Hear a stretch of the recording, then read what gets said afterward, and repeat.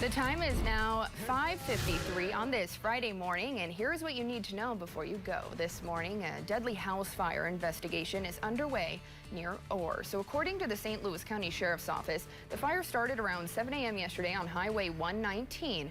A woman called 911 saying the house was on fire and she couldn't find her husband. According to a GoFundMe, the 57-year-old man died in the fire. The couple's dogs were also lost in the blaze. Still no word on a cause, and you can find the link to the GoFundMe for the surviving victim on our website. St. Louis County leaders are looking for people to help determine how to spend money received from nationwide class action opioid lawsuits.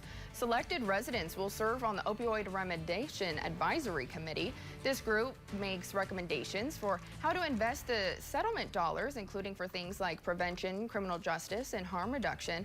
Ideal candidates, according to the county, are people who have professional or lived experience with opioids. The deadline to apply is February 28th.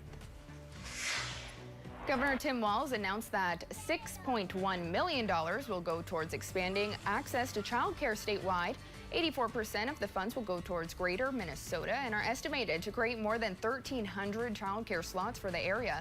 Minnesota Department of Employment and Economic Development, or DEED, awarded 25 organizations across the state with grants. That includes the Duluth Area Family YMCA and Arrowhead Economic Opportunity Agency. And a $500 million housing development being built in Duluth has its first retail tenant. Duluth Best Bread will be one of the many occupants inside the housing, retail, and green space called Incline Village, which is going up where the old Central High School once stood. Incline Village leaders say it's important for them to work with local companies like this bakery to make this space as vibrant as possible. This will be Duluth's Best Bread's fourth location, and along with retail, Incline Village's initial development will have 70 condominiums, with more planned for the project's next stages. The first housing unit should be open next summer.